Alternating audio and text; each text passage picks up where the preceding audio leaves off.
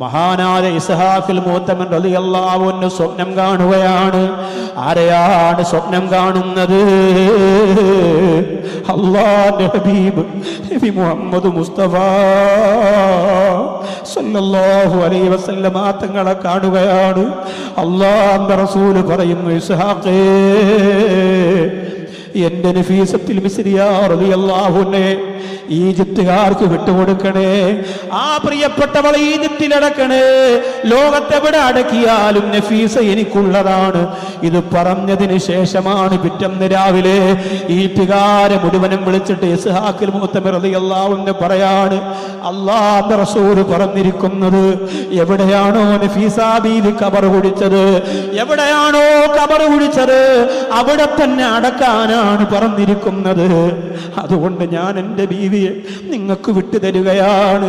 ഇന്നും ഈജിപ്തിലെ ഏറ്റവും അധികം ആളുകൾ ഹൃദയം പൊട്ടി ഒഴുകിപ്പോകുന്ന ഒരു മഖാമുണ്ടെങ്കിൽ നഫീസത്തുൽ മിസ്രിയ.